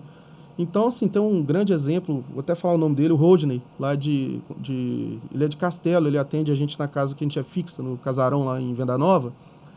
O Rodney, você chega lá, ele pode estar com o problema que for, ele está sorrindo para você durante o evento, final do evento, o tempo todo, e ele aí chega, igual agora a gente trocou de baterista, primeira coisa que ele falou assim, ó, o tempo todo, o que você precisar, os meninos já me conhecem. Olha para mim, faz sinal para mim, pede o que você quiser. Eu tô aqui para isso, para trabalhar, não tô aqui para curtir festa. Porque tem técnico que acha assim, já peguei técnico que passava som, né? E na hora que você viu, o cara sumia, tava lá dançando forró com os outros, tava lá né, bebendo, curtindo a festa. Já aconteceu comigo do técnico, nem tá lá para abrir o som na hora que você chega para tocar. Exatamente. Tem que pedir alguém que entendia um pouquinho da mesa para. E aí, pô, na hora que você ia ver o cara lá dançando, você tinha que, pô, virar pro cantor, chama o técnico aí, o cara, ô fulano, pô, mó chato no meio do show. Não, e ele não, ele fica ali, ele olha, se tiver que me pedir a mesma coisa 30 vezes, você pode pedir as 30 vezes, porque tem gente que você pede, por exemplo, pô, aumenta um pouquinho a voz do cantor. Aí o cara aumentou um pouquinho, mas não ficou bom. Aí você pede de novo, aumenta um pouquinho. Pô, mas de novo, né? Ou então ele vai, né, para ele evitar ter mais trabalho, ele aumenta muito. Você fala, pô, mas agora baixa um pouquinho, você não sabe o que você quer. Já vi muito assim, né, cara? Isso vai dando um desgaste ali e acaba depois o próprio, né? Eu já deixei de indicar técnico aí porque o cara é ignorante, que o cara, né, não sabe lidar, não sabe atender um cantor e às vezes o cara fecha a porta para ele mesmo, né? Mas hoje eu aprendi, assim, a contornar a situação, amaciar o cara daqui para lá e fazer amizade. Hoje a relação com os técnicos são todas top, mas de toda essa turma aí, acho que as mais complicadas eram os técnicos. Você falou aí de uma parada, fui lembrando de várias coisas enquanto você falava isso. Aí, assim, antes de contar a parte engraçada, o Dino, né? O Carol Dino teve aqui esses dias, gravando com a gente, e aí ele comentou sobre o técnico às vezes já ficar estressado, porque ele já chega, ele é um dos primeiros a chegar e passa som para uma banda, passa para outra, e aí é aquele, às vezes rola um imprevisto, tem banda que o cara também é chato pra caralho, que tá todo mundo batendo ao mesmo tempo, enquanto o cara tá tentando ouvir um que tá querendo passar o som. Então, isso acontece muito com o iniciante, a galera tocar muito ao mesmo tempo, o cara querendo passar o seu violão, o baterista ali... Ele tem que ficar pedindo, peraí, deixa o fulano ali bater. E então rola um estresse da parte do técnico, rola da parte do músico, e aí foi o que você contou, que você vivenciou esses dias. E aí você contornou muito bem. Chegou ali, conversou, né, se mostrou disposto a ajudar, a fazer da melhor forma, e o cara já desarma, e ali já vai criando aquele clima pacífico e melhorou toda a situação. E outra coisa que é engraçada que eu quero falar é que, abriu parênteses aí, quando a gente estava iniciando, bem lá acho que 2004 mais ou menos, fomos passar um som na banda antiga que eu tinha, Scott 22, e eu nunca esqueço disso. Fomos lá passar o som, era um palco maior, acho que era a festa da cidade, e aí o nosso baterista está lá passando o som, aí o técnico fala assim, caixa, aí ele falou assim, vamos passar a bateria agora, caixa, aí ele falou, não, a caixa está aqui pertinho de mim, achando que era a caixa de som, né? O retorno, não, tá aqui, não, pra você bater na caixa, tá, passou a caixa, ok, over, Tô ouvindo. Pra quem não sabe, over são os pratos. Over, tô ouvindo. Surdo? Não, eu tô um pouquinho mesmo. Era pra passar o surdo. Cara, a gente chorou de rir com aquilo até hoje. Sempre que eu lembro... Sobre essa parte aí, demais. A gente tem, na banda hoje lá, a gente se educou muito, né, nessa empresa, que foi organizar a nossa passagem de som. Isso a gente até meio que tá educando os técnicos que trabalham com a gente. Porque, às vezes, o cara começa a passar um cara, daqui a pouco ele nem terminou o cara e já quer ir para outro. Aí a gente faz, não, termina o baterista ali. Tipo assim, depois, vamos botar, você é o baterista. Thiago, e aí, ficou bom pra você? Beleza. Aqui, agora vamos a gente tem essa ordem. Bateria, baixo, guitarra, depois sanfoneiro. Ninguém toca junto enquanto o outro tá passando. E todo mundo já sabe, fica quietinho ali esperando, sabe que vai chegar a hora dele. Porque às vezes o cara, tipo assim, passou, vê o BS pro baterista. Aí ele tá vendo pro baterista, o cara fala assim, pra mim não chegou não, pô, né? Já começa a afobar o técnico. Ou então, o técnico tipo começa assim, a ficar doido o ali. cara já passou vamos botar, primeiro o cara passou a sanfona para todo mundo, exemplo, né? Aí agora ele vai passar a guitarra. Aí o cara, aqui, mas abaixa minha sanfona. Não, pô, espera agora, vamos passar a guitarra, depois você pede para baixar essa. Então a gente teve essa educação que ajudou muito também no convívio com os técnicos. É aquela coisa, né? Educa o cara. Sim. Porque o técnico tá acostumado na porradaria. Porra, peraí, caralho! Sim. Aí você educa o cara, pô, fecha aí, deixa eu terminar de passar ele aqui, já passa o seu. Vai criando uma educação no meio que é bom pra todos, né? Sim, é bom pra eles e é bom pra gente. Tanto que já teve técnico que chegou pra gente e falou assim, quem dera se todo mundo que a gente fosse trabalhar tivesse essa mesma postura que vocês têm aí. Uma pergunta, assim, a gente tá fugindo um pouco só dos tópicos, mas acho legal. Já rolou de um técnico falar, pô, eu sei o que eu tô fazendo com você? Porque eu vejo muito no mundo da música, eu sei o que eu tô fazendo, mas às vezes não sabe, né? Não, comigo não, mas tem um baterista aí, cara, que, assim, logo no início, assim, que eu comecei a tocar, acho que todo mundo tem essa fase, né? De ser muito firulelo, né? Ele acha que é ele e a banda, né? Tipo assim, o guitarrista que quer solar o tempo todo, ou o baixista que quer dar slap o tempo todo, ou fazer frase o tempo todo, ou o baterista que quer virar demais, tem que sujar a música, né? Então todo mundo tem essa fase no início ali, né? Tipo assim, quer botar tudo que estudou em prática, e às vezes a música pede uma coisa simples, né? Todo mundo ali no básico. Menos é mais, né? É. E aí, cara, e esse baterista, ele me educou muito no início, cara, né? Porque eu chegava na música, eu saía atacando muito ghost note, muita frase, muito não sei o quê. E às vezes aquela música ele pedia só um chãozão marcado com bumbo, né? E aí dele o tempo todo me chamar a atenção, ficar balançando a cabeça assim, falando, chão, né, não sei o quê. E uma vez ele parou o ensaio, falou comigo, até com o Alexandre Figueiredo, né, que hoje tá lá nos Estados Unidos, toca também com a galera nacional aí. E na época eu e o Lelê, a gente fazer firula o tempo todo, né? Tirava a música, mas queria, né? Aí queria meio que, tipo, não é querer aparecer, mas assim, queria chamar muita atenção pra gente, ao invés de fazer coisa pro conjunto ali, né? E aí ele parou o ensaio uma vez pelo meio e falou assim, olha, falou até foi estar com a Michele Freire, virou e falou assim, ó, Michele, eu vou embora, quando a galera tirar as músicas direito, eu volto pra ensaiar, porque tá cada um tocando do seu jeito aqui. E ele parava a música, às vezes já chegou a parar a música no ensaio, né? E falava assim, olha, ouve a música aí. O cara fez isso? Não. Então por que você tá fazendo? Ah, porque eu gosto. Não, mas você não tem que gostar, você tem que fazer aquilo ali. Né? E esse cara aí, voltando a falar o que o Lucas falou, e ele é muito bom em muita coisa. Inclusive, ele se tornou um bom técnico de som. Então, teve vezes, já agora, depois eu tocava com ele na época da M5, pra você ter ideia, antes de virar Michele Freire. Né? Então, assim... como, né, não tô falando mal, posso falar o nome do cara, né? É o Vavá, batera lá de Batiba. E é um muito bom batera. E ele é um bom técnico de som também, né? E então, às vezes, ele já teve uma situação de a gente tocar e ele, às vezes, não chegou a bater de frente com o técnico, não, mas ele já virar para técnico e falar assim, corta 3 dB aí de não sei o quê, abre o gráfico aí, você faz não sei o quê, não sei o que, sabe? Do cara... Pô, tá com gate aí, mano. Corta o gate aí, não sei o quê. Você vê do cara assim, ficar meio assim, pô, esse cara, né, tá querendo... Mas a maioria aceita de boa porque vê que o cara entende, né? Então, mas não teve esse atrito aí, não teve, não. E é uma pergunta que não tá aqui, mas como é a sua relação com outros músicos? Você tem a Forsons, né? Mas, por exemplo, um artista, eu tenho o meu guitarrista aqui que eu não abro mão dele me acompanhar. Já teve uma situação dessa e foi tranquilo de lidar? Ou já teve uma complicação com outros músicos durante o show? Não, a relação, assim, eu tenho uma relação boa com todo mundo disso. Na empresa hoje, a gente tenta dar preferência para trabalhar com os nossos funcionários. A minha garantia para o cantor que tudo que vai dar certo ali é eu levar a minha empresa, né? Então, assim, quando o cara fala, não, mas tem um cara aqui que, por exemplo, o Rayone, ele tem, o sanfoneiro dele é sócio dele no projeto, né? E é o segunda voz dele, né? Que é o Johnny. Por sinal, toca muito bem, né? Aí ele não abre mão, né? Então não tem como, quando a gente vai atender eles, ainda não tem como levar o Jefferson. Mas aí o que eu faço? Eu sempre, como hoje a nossa banda ela atende quase 40 artistas por ano, acaba que no mesmo dia vários artistas querem. Então hoje a For Songs ela se estendeu. São nós 4, mas acaba sendo 8 músicos, na verdade, porque tem como se fosse... Os freela, né? como se fosse a banda 2, né? Então, por exemplo, dia 18 mesmo, agora de dezembro, vai uma banda atender em Cachoeira, no Verdim, né, aqui no Espírito Santo, e a outra banda vai para Maiú-Mirim atender outro cantor lá, né? Dia 27 agora também. A gente vai estar em Mimoso e a outra banda vai estar em Divino São Lourenço. Os caras se duplicaram, olha só. Duplicou. Então, assim... 8 sons, né?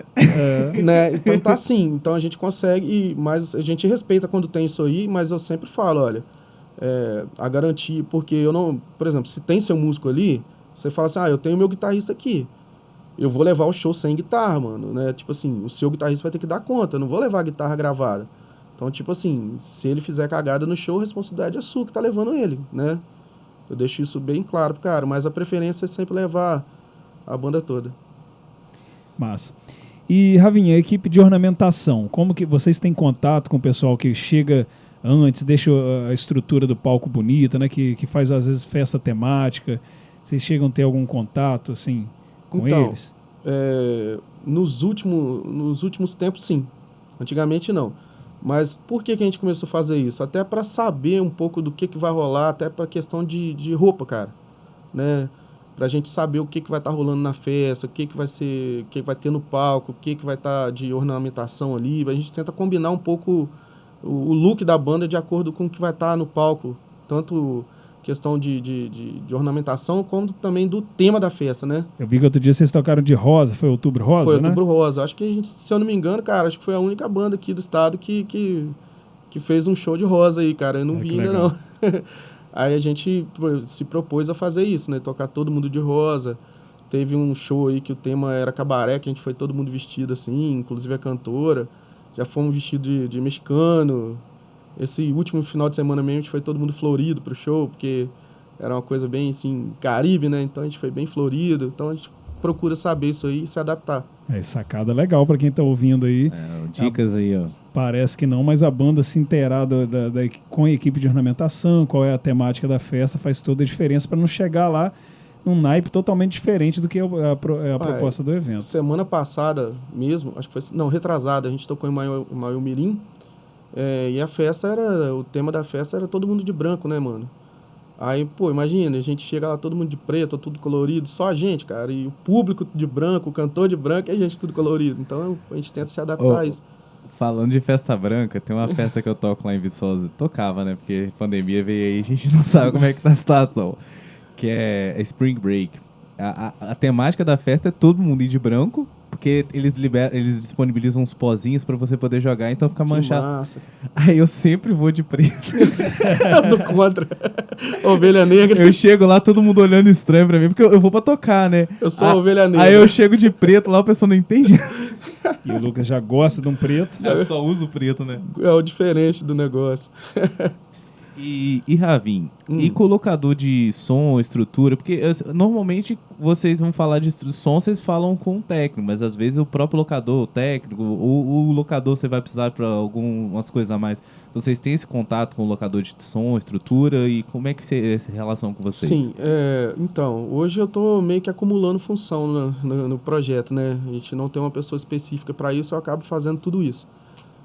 Até tinha falado com o Thiago, às vezes eu entro até um pouco na parte da produção que se divide em várias partes, né? Então, às vezes acabo fazendo a parte de hotel, de check-in, o cronograma de horários, né? Que a gente vai sair, que hora que vai jantar, que vai passar o som. Faz um pouco do trabalho do produtor artístico. Isso, eu faço um pouco, entro nessas partes também. Inclusive, entrando em contato com o pessoal da locadora de som, né? Por exemplo, olha, a gente vai estar levando isso e tal, pergunta se tem determinada coisa, olha, vai ter side, vai ter monitor, a gente, tem cantor que não se adapta com fone, então, poxa, eu preciso que você leve um side ou monitores ali, então a gente entra em contato para algumas coisas assim. E a relação, Sempre, na verdade, né? e a relação é amigável? Ou já Sim, teve- cara, sim. Geralmente, quando o cara, às vezes a gente pega um local que o som não é tão grande assim, o cara tenta se adaptar. Ele fala, às vezes ele não tem, mas ele pega com outro cara que tem. Então, assim, sempre dá um jeito de atender, sim. Mas isso quando a gente passa com antecedência. Porque já houve situações da gente chegar achando que ia ter, né? E que era erro nosso, né? Isso já anos atrás, né? Do cara falar, mas vocês não pediram isso, né? Então não trouxe. Eu até tenho, mas não trouxe. Então é igual camarim, né? Quando o cara chega e fala assim, pô, mas não tem nada aqui pra gente comer ou beber, não sei o quê, mas vocês mandaram, vocês pediram? Não, né? Não tem lista de É camarim, verdade. Às vocês vezes vão quer querer que o quê? tenha, mas não pediu É. também, quer que a pessoa Ô, mano, não adivinha. tem uma comida, não tem quem gosta de beber, não tem uma bebida, não tem nem água. Ah, mano, mas você não mandou uma listinha aqui, pô?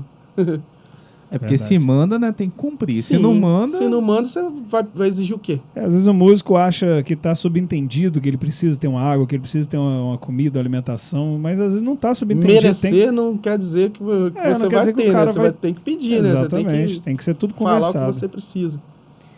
Então a gente entra agora para falar dos desafios da profissão. Qual que você acha que é o maior desafio da sua profissão, Ravi? Maior desafio? Ih, rapaz, você me pegou agora nessa pergunta. Pergunta difícil, né? Cara, o maior desafio hoje, eu acho que pra mim não tá sendo tanto não, mas eu acho que pra muita gente talvez seja questão de valorização. Porque hoje em dia você vê que as pessoas estão ali, estão trabalhando, estão lutando, estão fazendo as coisas, nem sempre tem o devido valor financeiro, que eu quero dizer, né? Então, assim, tem sempre... As pessoas querem querem pedir um cachê mais baixo, acham que o que você está pedindo não... já vi o cara falar assim, mas o show é só de 2 horinhas, né? Tipo assim, o show é de 1h30. Quando o cara bota do diminutivo, dói o coração, né, cara? Exatamente, mas você já viu o cara chegar lá e falar assim, mas você vai no dentista, você vai, mas é só uma obturação, né? Você não vai questionar isso com outros profissionais. Então, acho que o maior desafio da música hoje, da profissão, acho que é valorização, né? Isso acontece até no nacional, não é só da questão dos músicos, tá? Porque geralmente o cantor ele sofre muito isso no início, mas quando chega mais na frente, ele tem todos os holofotes para ele, né? E nem sempre os músicos dele têm, né? Então, assim, eu tenho contato com vários cantores, com vários músicos nacionais. Por exemplo, questão de VS mesmo, eu mando VS às vezes até pro Márcio, que é baixista do Gustavo Lima, né? Para outras pessoas assim. E eu troco muita ideia com eles, né? E às vezes, cara, os caras passam às vezes algumas coisas assim também de valorização, né? Tem artista aí que ganhava determinado cachê, né? E simplesmente do nada o cara, o cantor vira e fala assim, olha, a partir de semana que vem ou do mês que vem, por exemplo, o cara ganhava, vamos botar aqui, 16 mil por mês, né? O cara falou assim, vou fechar com vocês 8 mil fixo. E aí o cara, putz, cara, eu tirava no montante ali 16, agora eu vou tirar fixo por mês 8, aí, né? Então aí mexe em toda a estrutura, todo o planejamento. Às vezes o cara tá construindo casa, tá trocando um carro, alguma coisa assim. E isso tudo acontece demais, até com o nacional. Acho que é valorização, mano. O desafio mesmo. E ainda falando dos desafios, esse período de pandemia foi um período que a gente está enfrentando praticamente 2 anos de pandemia e parou, né? A música de certa forma parou, por um período ficou realmente parada, estagnada, não teve nada. Depois os artistas começaram a se reinventar, né? Conta pra gente como é que foi ficar parado nesse período, se você conseguiu contornar essa situação. Então, cara... O que você fez pra se reinventar, né? Então, a minha vantagem foi questão dessa parte de produção. Que, graças a Deus, essa parte de produzir os VS, de estar montando ideias novas, tal, essas partes não pararam pra mim. Mas questão de show, sim. Então, foi lá embaixo, mano. Então, assim, não vou mentir, não. Acumularam algumas contas, algumas coisas assim. Fui priorizando, né? Eu que tenho filho, por exemplo, priorizando isso. Prestação de carro, tal. Então, assim, que é o que eu tirava com produções, algumas lives que eu fiz, né? Então, assim, foi isso, mas não foi bem ruim. No início, assim, os 4 primeiros meses foi bem depressivo. Mas teve história aí de músicos nossos, amigos nossos aqui de perto mesmo, de casamento acabar, mano, de nego ficar depressivo. E teve outros que trocaram de profissão, falaram, olha, não, nunca mais volto a tocar, não. E realmente, esses dias mesmo eu precisei de um guitarrista que o Bruno já tinha me avisado com uns 2 meses de antecedência, ó, dia tal, se fechar um show eu não vou poder, que eu tenho, não lembro o que era, uma prova, o que era que ele tinha, um casamento, sei lá. Aí ele não podia. Aí eu fui chamar um cara que de vez em quando tocava com a gente. E eu gosto muito dele, cara, toca muito bem de cachoeiro. Liguei pra ele, mano, montei uma loja aqui com a minha namorada e tal, e... Saiu do circuito, saiu. não tá mais. E ele foi um do que o casamento acabou por causa da pandemia. Aí ele se revoltou com tudo isso, né? Porque a mulher não entendeu, o cara não conseguia, assim, cara, o cara vida inteira sendo músico. O cara Todo do nada vai virar tocando. Aí o cara do nada vai virar um pedreiro, vai virar o quê, mano? Eu sou músico desde os meus 13 anos, do nada eu vou virar o quê? Então, né? Então aí a mulher não entendeu, não apoiou, eles passaram aperto, acabou que chutou o balde lá, se separaram. Aí ele começou a namorar com essa menina. Aí a menina tinha uma lojinha online, ele entrou ajudando ela e hoje eles abriram a loja física já e tudo. E ele falou, mano, não quero voltar a tocar não. E tá só mexendo com a loja dele. E isso aconteceu com um monte de gente, cara. Um monte de gente que acabou, né, conseguindo entrar para outro ramo e não quis voltar. E teve as lives também, né, Ravin, que você... As lives ajudaram bastante, cara. As lives ajudaram uma bastante. Alternativa para esse Sim. período que não podia ter show com o público. Bastante live. Vamos sair do clima um pouco baixo aí. Conta pra nós uma situação que já rolou de engraçado, o que você lembra de show, assim, foi uma coisa muito engraçada que rolou. Rapaz, você me fez lembrar de uma coisa bacana aqui, da época, Banda Caiçara, lembra? Eu era criança, hein? Vocês são velhos, irmão. Estão velhos, mano. Mas aí, cara, a gente foi fazer um show lá no Sapico. Sim. Aí, rapaz... Pedro Menino, né? Isso. Rapaz, aí o Galocha, pra não falar o nome, falar o apelido que você sabe quem é. Quem sabe tá ligado. Aí, rapaz, ele teve dor de barriga, mano, e o show ia ser em cima de um trio elétrico.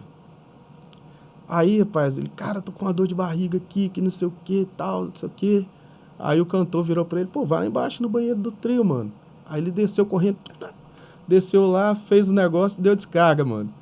Na hora que ele deu descarga, desceu aquele monte de coisa no meio do público, mano. Assim, no meio do público não, porque ainda tava passando som. Mas no meio da onde o público ia ficar. Aí ele subiu, né? Aí daqui a pouco veio o cara do trio lá, que ia passar o nosso som. Aí falou assim, quem foi o filho que cagou no banheiro do trio, cara? Que não sei o quê. Tinha os menininhos empinando bicicleta, brincando lá na hora. Falei, cocô! Rapaz, mano, na hora do show ficou aquele buraco na frente. Coitado do cara. Ele foi no lugar certo, né? Até banheiro é pra quê? Mas acho que tava sem aquele refil, aqueles trem que eles tiram lá, né, mano? Acho que não tinha trocado ainda e o cara... Caralho, que situação, velho. E o trio não saiu do lugar, não? Ficou no lugar? É porque ficou como palco, mano. Era tipo, como se fosse dentro de uma quadra, assim, tá ligado? Era um lugar, né? Então não era aqueles trios rodando, né? Que igual você vê no litoral. E outra, só pra terminar... Que cagada. Isso aí foi também na Banda Caiçara, mano. A gente foi... Lembra da Lilia Jane? Lembro. Aí a gente foi fazer uma entrevista lá sobre a região do Caparaó e tal. Aí no final era... Como a música que rolou foi aquela Estado Poesia do Deilson, né? De tema durante toda a série. Aí no final foi a entrevista com a banda e tal. Aí tinha um menino que tocava teclado com a gente, mano. E ele tava com infecção, mano, intestinal. Então, assim, mano, tava apodrecendo os banheiros, né, mano? Aí, cara, tinha lá, assim, 2 banheiros. Um normal, o outro grandão, escrito assim, Lilia Jane, que era repórter, mano. Ou seja, ela tinha um banheiro dela. O cara bateu o negócio revestério nele antes da entrevista, né? Ele foi, cara, foi no banheiro da mulher, mano. Minha Daqui a nossa. pouco chega a mulher, ela, gente, rapidinho que eu vou só retocar a maquiagem aqui no banheiro. Na hora que ela entrou, ela falou assim, nossa, Vou mais não. Tô linda. morrer aqui dentro. Cara, a gente com a vergonha do caramba, bicho. Pô, o cara foi no banheiro da repórter, cara. Aí eu Você nem vê- lembro se acho que a mulher da pousada levou ela no quarto lá. Você Ela, vê que todas as histórias envolvem merda, né? É umas tremenda cagada, né, É, irmão? muita cagada. Eita. Jogo rápido? Jogo rápido. Puxei? Puxo. Ravinha, esse quadro aqui a gente vai fazer falar uma palavra e você... Primeira Sim. coisa, o estalo que vem na sua mente, você manda pra nós. tá, vamos ver se vai estar lá rápido. Um sonho, Ravin. Um sonho. Cara, eu tenho vontade de tocar em Barretos. Ou dizem que lá é muito doideira, tá? Tem um amigo que vai e fala que lá é um trem de doido, filho. Ele nunca viu trem igual. Eu acho que alguém falou desse sonho aqui também, ou citou como evento Barreto, se eu não tô enganado. Ah, eu não lembro. Não lembro. Ou foi o outro, ou foi Vila Mix? Não sei. Vila Mix, foi Vila Acho que Mix. foi foi É Vila outro Mix. evento bacana também. Foi o Eric mesmo que foi o falou. Eric. Eu toquei num protótipo do Vila Mix uma vez que teve em Vitória, mas não é esse Vila Mix Aham. aí, né? Um medo, Ravin. Um medo? Rapaz, perder fé. Ficar sem fé, sem acreditar, sem sonho, acho que perder a fé nas coisas, nas pessoas, enfim. Uma pessoa ou um profissional que você admira. Pode ser dois? Pode. Então, primeiro, meu pai, que é falecido, né, que acho que através dele que hoje eu sou músico. E segundo, Djavan. É o cantor e músico assim que eu mais curto. E pra finalizar, um evento. Não necessariamente que você tocou. Um evento? Cara, eu acho que vou citar o que eu toquei sim. Festival de Alegre é o que eu mais curti e que eu gostaria de estar tocando mais vezes. Ó, ouve nosso podcast aí que tem entrevista do pessoal do Festival de Alegre aí. é Né? verdade. Vamos voltar com esse negócio aí, gente. Tem em primeira mão falando sobre as expectativas de voltar. Que bom, que ótimo. Então a gente vai chegando no final, Ravin, e esse momento fica aberto para você. Na verdade, eu vou te pedir, antes de abrir para você falar, te pedir para você deixar algum conselho, alguma dica para quem está entrando no ramo da música, para quem quer ser músico, talvez, né, trabalhar numa banda de apoio, ou seja, como vocalista mesmo de uma banda, né, criar uma banda do zero. Qual o conselho que você dá para quem quer ser músico profissionalmente? Cara, eu acho que o primeiro objetivo, cara, é o cara acreditar nele mesmo, né? Acreditar que ele pode, que ele consegue. Segundo, tentar se apoiar nas pessoas certas, porque, primeiro, na família, porque muitas vezes as pessoas, igual esses dias mesmo, dei conselho para um rapaz muito talentoso aqui de Alegre, que é sobrinho até do sanfoneiro do Alemão, o Breninho. Inclusive, eu vou levar ele esses dias para fazer um freelance com a gente aí. E o moleque é novo, cara, né? Então, assim, e ele meio que... Eu sempre falando com ele, mano, cuidado com as pessoas que você vai colar, porque às vezes o cara começa a carreira, mas ele tá misturado com um monte de adulto que tá usando drogas, que tá... Pô, eu já vi pessoa que recebe o dinheiro aqui e tá gastando com droga ali. Então, é objetivo colar com as pessoas certas, com as pessoas que focam naquilo ali, que vê a profissão como você quer ver, né? Estudar, se preparar o máximo possível, porque não adianta chegar lá na frente, começar a estudar de novo, né, para se preparar, porque chega uma certa hora que o cara vai bater numa situação que ele não dá conta e aí às vezes ele perde a oportunidade porque não se preparou para aquilo. Então, estudar, ter foco ali, ter fé, né, colar nas pessoas certas e, cara, meter a cara mesmo com coragem para fazer acontecer. E hoje em dia, cara, uma coisa que acho que a pessoa tem que explorar bastante, antes de tudo, são as redes sociais. Acho que quem hoje consegue explorar bem as redes sociais larga na frente. É um meio de mostrar o seu trabalho, né, de tá fazendo um material legal para produzir, seja em estúdio, procurando de repente um Lucas aí, ó, produtora 028, Thiagão aí, fazendo um material legal para estar divulgando, para estar mostrando para o contratante, mostrar quem é você. Acho que o básico mesmo é isso aí. Sobre uma banda de apoio, tem espaço para isso, porque tanto que tem vezes da gente não conseguir atender todo mundo, né? Hoje, além desse, eu falei que a gente tem quase 2 bandas, na verdade é quase 2 bandas e meia, né? Hoje tem 2 músicos que a gente passa as coisas para ele, que é o Lamon, lá de Cachoeiro, baixista muito bom, e o Cris Rocha Batera, que inclusive já estou passando datas para eles agora em dezembro, né? Então, assim, tem espaço, né? Porque hoje em dia tem cantor pra caramba, né? E acho que todo mundo resolveu virar cantor, vocês repararam isso? É verdade. Antigamente, né, você via aqui, você tinha 5, 6 artistas aqui na nossa região, aqui era Bandeia, talvez Lourençon, Caiçara, Aldeia e tal. Não, hoje toda cidade tem 3, 4 artistas, 5 ou mais, e cidades pequenas, né? Então tem gente para atender, é só formar uma equipe legal, investir num instrumento legal, estudar e principalmente oferecer qualidade e educação. Vem junto, cara. Aproveitar e fazer uma pergunta aqui. Em relação ao instrumento, aí você falou de investimento. A gente sabe que no mundo da música, no mundo do áudio, né? Uhum. É tudo valor muito elevado. Você Sim. acha que o instrumento de um caro faz diferença do que de um instrumento barato? Faz e não faz. Faz diferença? Faz, lógico que faz. Se o cara pegar, por exemplo, eu vou falar de um contrabaixo, né?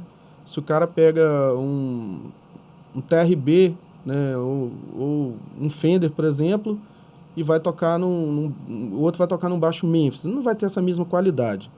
Mas também não adianta também você pegar um baixo Fender, um TRB, seja lá o que for aí, e dar na mão de uma pessoa que não vai tirar aquele som legal. Aí às vezes você pega um cara que toca muito, mas pô, o cara por situação financeira, teve que vender um instrumento, não sei o quê, ele tá tocando no Memphis, mas ele vai tirar um puta som no Memphis. Mas questão de qualidade, assim, de timbre e tudo mais, faz diferença sim. Mas acho que também faz diferença a pecinha atrás do instrumento, né? Eu acredito que o instrumento ele evolui com o músico. Sim. Não adianta você querer ter um instrumento muito forte se você também não consegue tirar som suficiente dele. A partir do momento que você vê, pô, tô evoluindo, já tô tirando o som mais, você começa a perceber a necessidade. Você começa a falar assim, pô, esse instrumento já não tá me atendendo do jeito que eu preciso. Pra te dar um exemplo, na época que eu comecei a tocar baixo, né? Aí eu comprei um baixo e tal, e fiz um investimento até caro pra época, né? O baixo custou 5 mil e poucos. E aí, cara, comprei o baixo e não tirava um som legal de jeito nenhum, mano. Aí comprei aquele cubo, que depois até foi pra Aldeia. Achei que o problema era o cubo, troquei o cubo, comprei um rack. Eu falei, pô, agora um cubo desse tem que... Não deu também, não dava o timbre legal ainda, tal. Fui botando pedal, pedaleira, tudo não sei o quê. E aí, mano, vem um cara até que toca numa banda católica nacional, que é o Vini. Ele toca na banda Dominus, uma banda de axé católica, não sei se já ouviram falar, de BH. E ele namorava uma menina aqui de Alegre, cara. Aí, de vez em quando, ele vinha aqui pra ver, aí tá, chamei ele naquele estúdiozinho que eu tinha aqui, né, perto da sua casa. Aí chamei ele lá, cara, o cara pegou meu baixo e tirou o som dos meus sonhos no meu baixo. Eu falei, puta merda, Aí eu falei, mano, por que o meu som não sai assim? Aí ele começou a me explicar um monte de coisa, questão de pegada, né, posição da mão, às vezes tocar mais perto do captador, você vai ter um som mais anasalado, às vezes tocar um reggae, uma coisa mais chãozão, né, um samba mais marcado, tal, você toca mais na frente ali, perto do captador da ponte, enfim, né, tocar no meio, entre os dois captadores do outro som, então... Era técnica, né? Faltava técnica, faltava estudar mesmo, né, então não adiantou eu ter ali aquele baixo de 5 mil, às vezes o cara tava ali com um de 1.200 e ia tocar muito melhor, fazer muito mais coisa.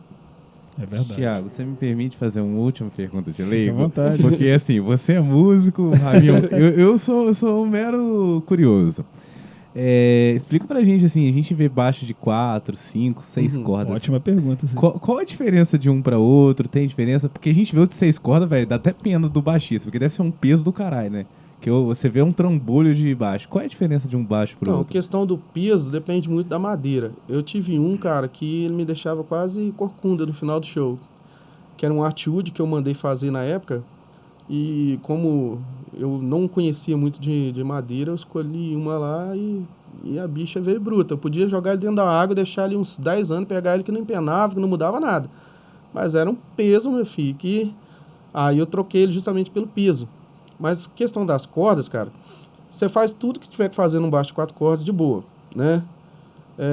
Porém, quando você passa a tocar num baixo de 5 cordas, por exemplo, tem umas coisas mais graves para dar mais piso ali, né? Que no de 4 cordas talvez você não vai conseguir, né?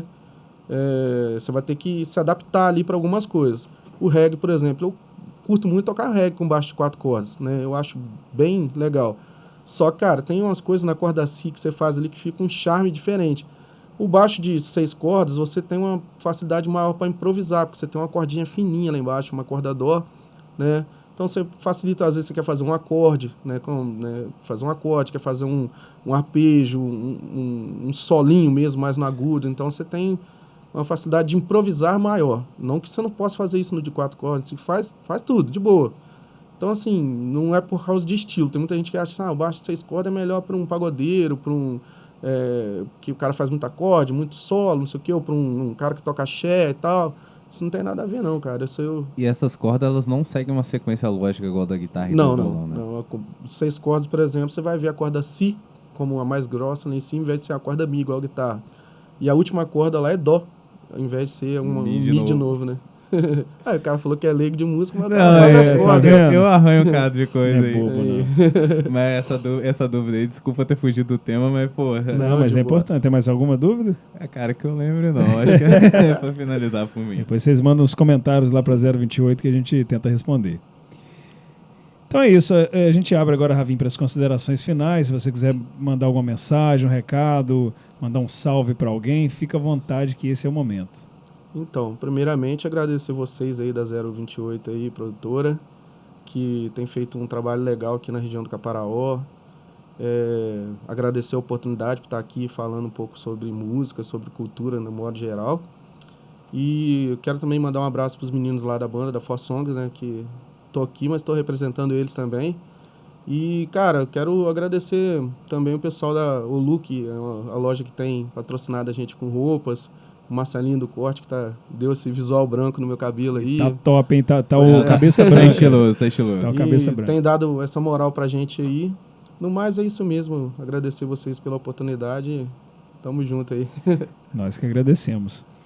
Então chegamos ao final de mais um episódio do podcast Por Trás dos Palcos e não podemos deixar de agradecer à Secretaria de Cultura do Estado do Espírito Santo através da Lei Aldir Blanc e ao Ministério do Turismo que possibilitaram a gravação do podcast Por Trás dos Palcos. Hoje o nosso bate-papo foi com esse cabeça branca de 27 anos de estrada na música, que agora ele está de cabelinho platinado. Ravin, gratidão demais pela sua participação aqui no podcast. Tenho certeza que agregou muito pra gente, pra todo mundo que vai estar ouvindo. Se puder, Thiago, passa aí o meu Instagram também pra galera. Boa, já né? Pode falar aí. Pode falar. @contrabaixo capixaba. Aí lá vai ter um pouquinho segue do meu trabalho. A banda também tem. Four Songs. Lá tá 4 songs. Segue aí, galera. Precisou, é só chamar que os caras são sinistros. Contrata os caras que os caras são brutos. E é isso aí, a gente fica por aqui e a gente tem mais podcast Por Trás dos Palcos em seguida. Gratidão por todos vocês. E uma salva de palmas para Haver Emerson. Valeu, Ravi! Obrigado, valeu.